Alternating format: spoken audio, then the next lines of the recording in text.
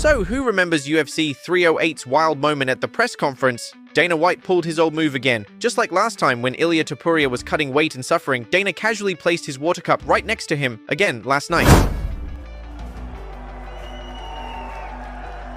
What's up, everybody? Thanks for coming out. Now, this next story is something personal, and honestly, a little heartbreaking. Derek Brunson shared a memory from his past with Jon Jones. They used to be close, almost like brothers. From 2011 to 2014, they hung out nearly every day. But one night changed everything. They were out, probably just trying to have a good time, when Brunson looked at Jon and told him to chill out with the extra stuff. He didn't explain it at first, but he just said, "Bro, why are you doing all this? Let's just have fun with the ladies, no need for more." Jon didn't take it well. He turned to Brunson and said, "I don't need a dad, I need a friend." That was it.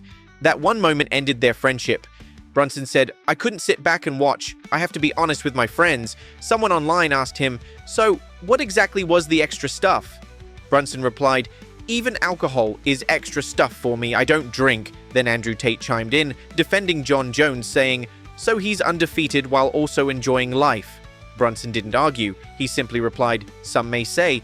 Meanwhile, Paddy Pimblett is shaking things up at Extreme Couture. He's now training with none other than Shawn Strickland. Coach Eric Nick posted a picture on Instagram with the caption, "Mixed personalities, mixed results, mixed martial arts." Even Shawn was confused, commenting, "How does he make 155? Speaking of fights, Max Holloway gave his honest thoughts on the upcoming clash between Ilia Topuria and Charles Oliveira. Right now, Topuria is the heavy favorite, minus 500, while Oliveira is a massive underdog at plus 400. But Max isn't convinced. He thinks Charles is being seriously underestimated. To get a finish or a knockout, it wouldn't surprise me.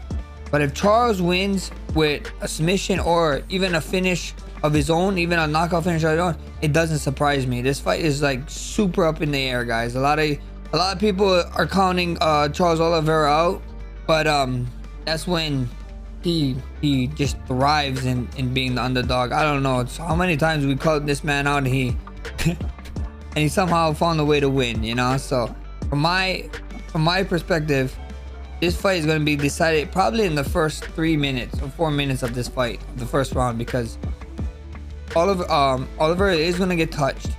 And is Ilia going to touch him with something that puts him out cold, or is going to hurt him and then he somehow finds a way to fight back? So that's the main thing with this fight, you know. If I was a betting man on this fight, and Charles Oliveira is he's the underdog. I mean, Charles Oliveira is like one of the best fighters in the world to put money on an underdog. So, you know, that's all I'm saying. You know, I'm not really picking a winner here.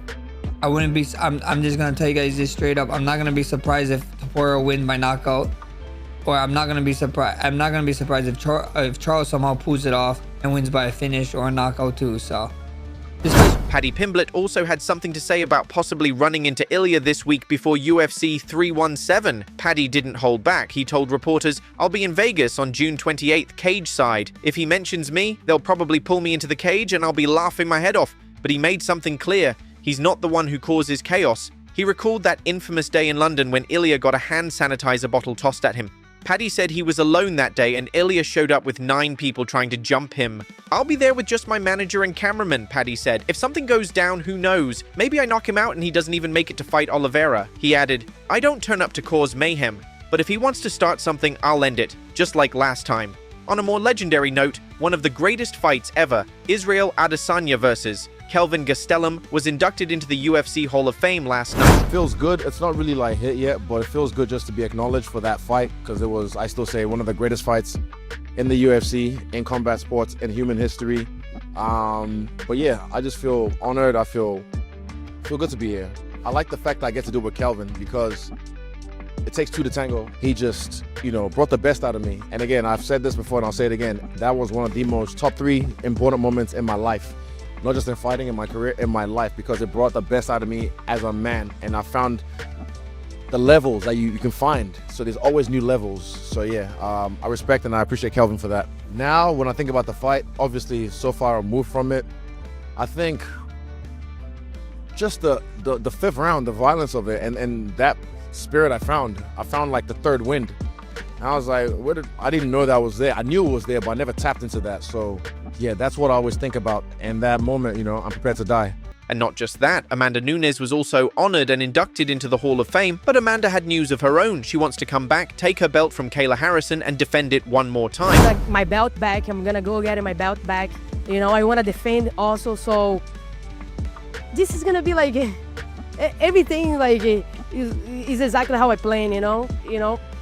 When I decided to come back, I didn't know I'm gonna be inducted to the Hall of Fame, you know. So everything come together like in their own, and now I'm so excited to be here today and to come back to. Ian Garry has also been grinding hard. He's been helping Charles Oliveira with his brutal weight cut. He even posted footage on Instagram saying, "I came to Las Vegas with one sole purpose, to be there for my team." Oliveira responded with just a heart emoji, and honestly, that said it all.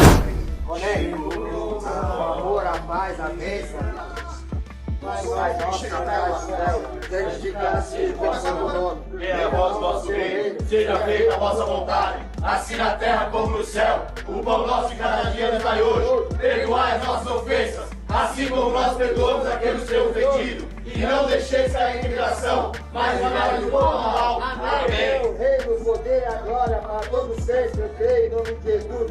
Pai amado, que essa corrente de geração, de energia, de bênção, de glória, de poder, de amor, meu Pai amado. Seja tudo para a tua honra, a tua glória, em nome de Jesus. Ilumina o caminho, Pai amado. Tira o Charles, abraça ele, nossa equipe, nossa família. Acalma o coração, Pai amado. Já fez a sua vontade, a sua hora, conforme foi mostrado, Pai amado. Guia ele, meu Pai amado, mais uma vez pela vitória, meu Pai amado. Pelo caminho das águas, meu Pai amado. Purifica, cobre com teu sangue, carmesim, Jesus. Abençoa com a tua vida e teu amor, meu Pai. Já fez a sua vontade pela sua vitória. Em nome de Jesus. Amém. Amém. Então, salve de palma aí, palma, rapaziada.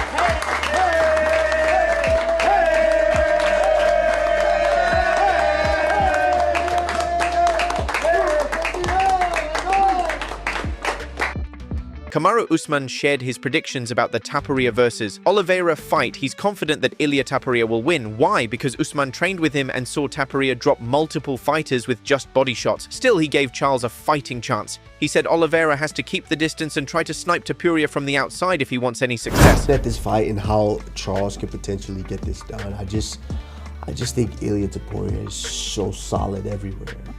And if Charles does close that gap to get into that clinch, you're right into the wheelhouse of Ilia's body attacks. And I've watched him at practice put guys down with body shots.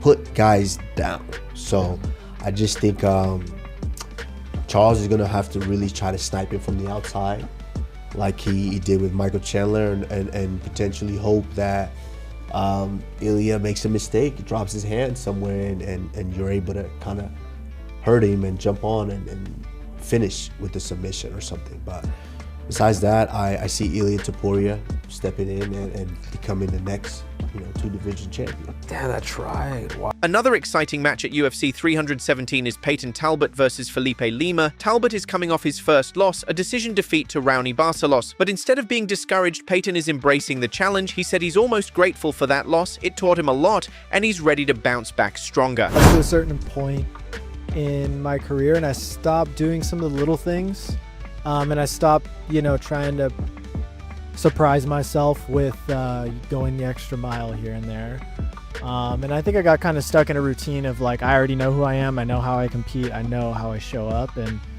that's not the case when your competition is constantly changing and you're leveling up. So it was just not skipping the little things.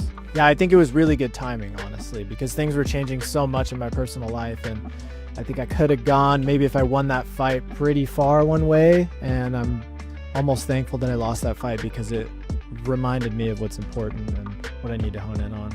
Yeah, totally. I mean, I'm always going to chase the hard fights. Like, that's what I'm here for.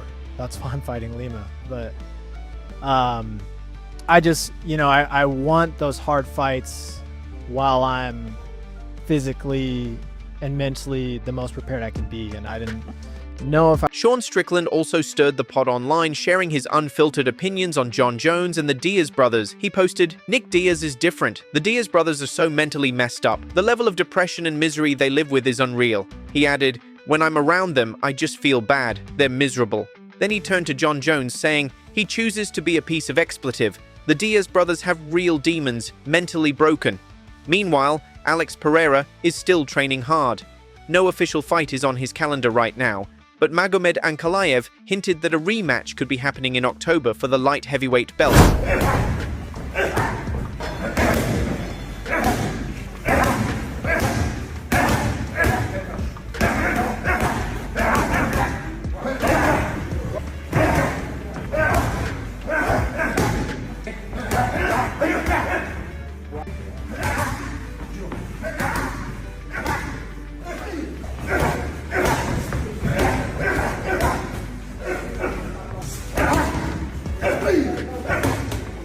On a lighter note, Gilbert Burns had a hilarious moment on the Show Me the Money podcast. When asked who he'd pick in a matchup between Renato Moicano and Ilia Topuria, he said Moicano, and then immediately cracked up and admitted he was lying. Right now, brutally honest.